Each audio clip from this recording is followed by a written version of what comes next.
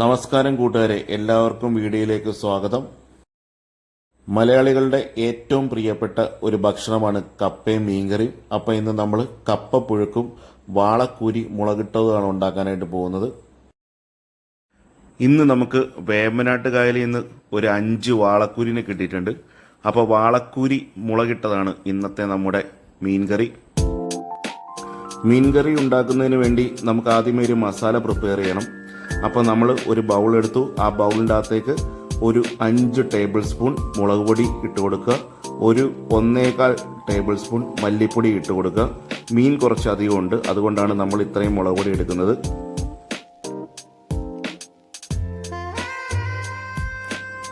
മഞ്ഞൾപ്പൊടി 1/2 ടീസ്പൂൺ, കുരുമുളക് പൊടി 1 ടീസ്പൂൺ, പെരിഞ്ചീരകം വറുത്ത് പൊടിച്ചതും 1 ടീസ്പൂൺ നമുക്ക് ഇട്ട് കൊടുക്കാം.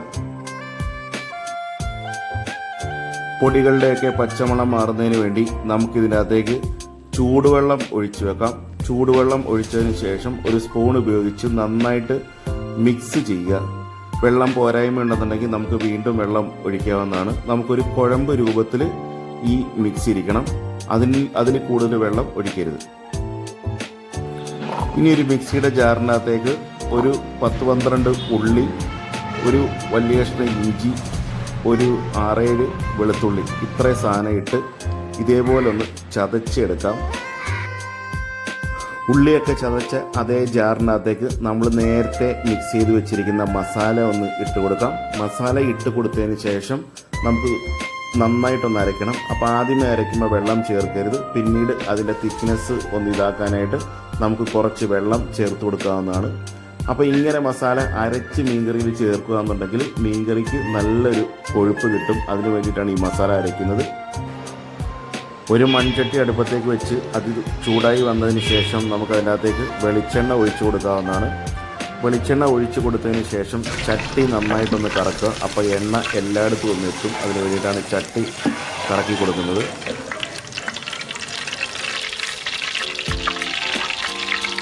ഉലുവായിട്ട് കൊടുക്കാം.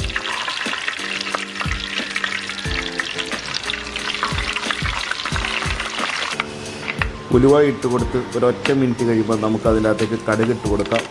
കടുകെല്ലാം പൊട്ടിക്കഴിയുമ്പോഴത്തേക്ക് നമുക്ക് കറിക്ക് ഏറെ സ്വാദ് തരുന്ന ഒരു സംഭവമാണ് നമ്മുടെ കറിവേപ്പില. അതിനകത്തേക്ക് കറിവേപ്പില ചേർത്ത് കൊടുത്ത് നന്നായിട്ടൊന്ന് മൂപ്പിക്കാം. മിക്സിയിൽ ആദ്യമേ ചതച്ച് വെച്ചിരുന്ന ചുവന്നുള്ളി, ഇഞ്ചി, വെളുത്തുള്ളി എന്നിവ ഈ എണ്ണയിലേക്ക് ചേർത്ത് കൊടുത്ത് നന്നായിട്ടൊന്ന് മൂപ്പിച്ചെടുക്കാം.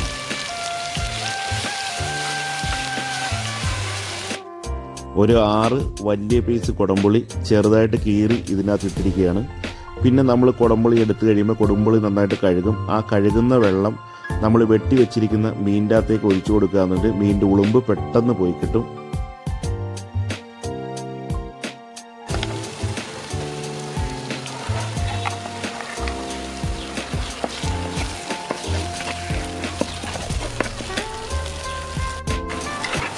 ഒരു 3-4 മിനിറ്റ് ഈ അരപ്പ് അതിനകത്തിട്ടൊന്ന് മൂപ്പിക്കുക.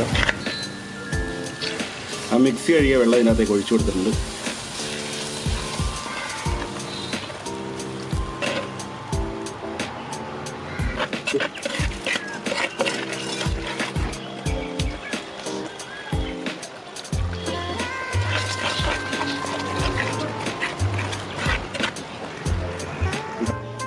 പുളിവെള്ളം, കുടംപുളി കുതിർത്ത് വെച്ച വെള്ളം കൂടെ ചേർത്ത് കൊടുക്കാം.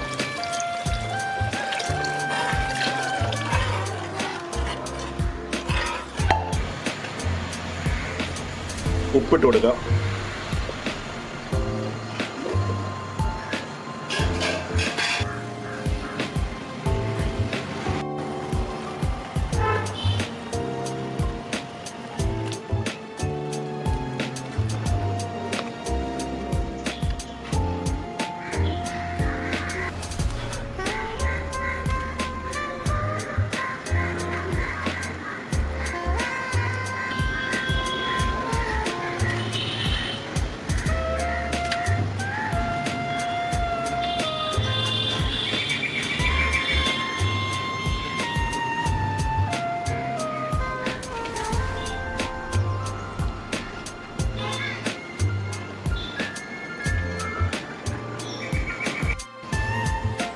കുരുവാളയുടെ മുട്ടയാണ്, അത് ഞാൻ ഈ കറിക്കകത്തേക്ക് തന്നെ ഇട്ട് കൊടുക്കാം. വേണമെന്നുണ്ടെങ്കിൽ നമുക്കിത് വറുത്തും എടുക്കാവുന്നതാണ്.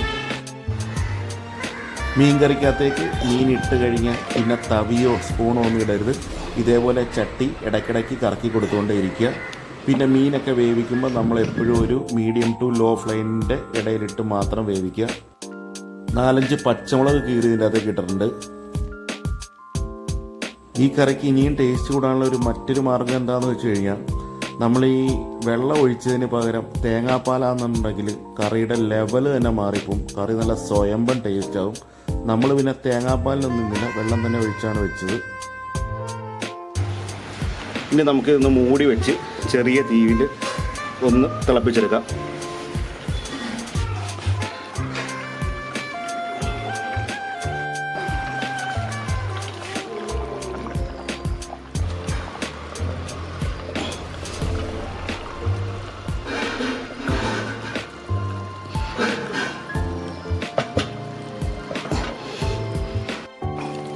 അപ്പോൾ നമ്മുടെ മീൻകറി റെഡിയായി കഴിഞ്ഞു. ഒരു 90% മേളിൽ റെഡിയായി കഴിഞ്ഞു.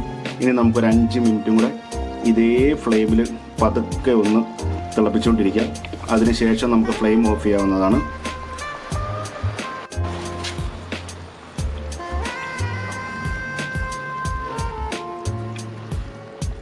മീനൊക്കെ വെച്ച് കഴിഞ്ഞാൽ അതൊരു ദിവസം ഇരുന്നാലേ അതിൻ്റെ ഉപ്പും പുളിയും എരിവും എല്ലാം പിടിക്കുകയുള്ളൂ.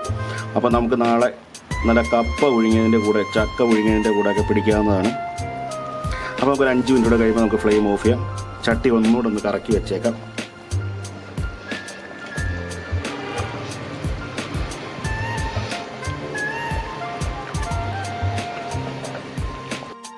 അപ്പോൾ നമ്മുടെ ഫ്ലെയിം ഓഫ് ചെയ്യാനായിട്ട് പോവാണ്.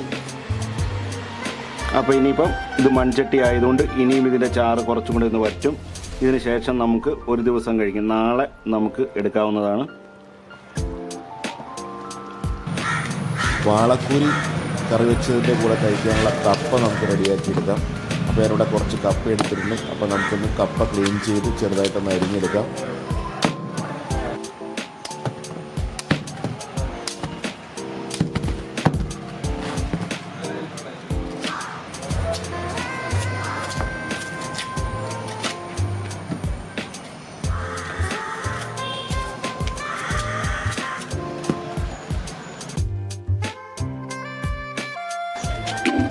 നമ്മൾ ചെറുതായിട്ട് അരിഞ്ഞു വെച്ചിരിക്കുന്ന കപ്പ ഒരു കുക്കറിലേക്ക് ഇട്ട് കൊടുക്കാം. കുക്കറിലേക്ക് ഇട്ട് കൊടുത്ത് നമുക്ക് ഉപ്പും കപ്പയ്ക്ക് മേലിലായിട്ട് പച്ചവെള്ളവും ഒഴിച്ചു കൊടുക്കണം.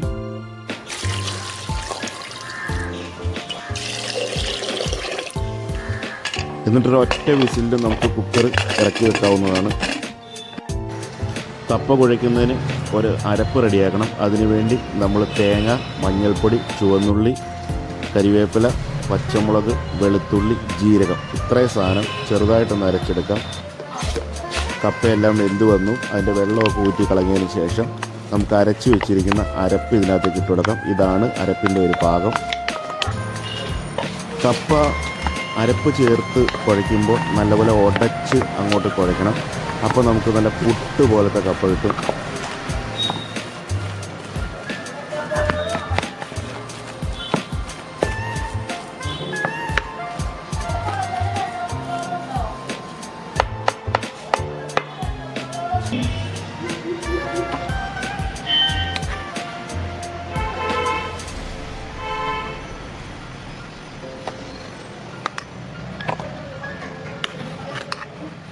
അപ്പോൾ ഒരു വാഴയിലേക്കകത്തേക്ക് നമ്മുടെ കപ്പ പുഴുങ്ങിയതും നല്ല സ്വയംഭം മീൻകറി, ആ കൂരിവാളയുടെ തലയാണ് നമ്മൾ വെച്ചിരിക്കുന്നത്. അതിന് ശേഷം ഒരു ഇടപ്പീസും, ഇനി നമ്മൾ ഇപ്പോൾ വെച്ചത് അതിൻ്റെ മുട്ടയാണ്.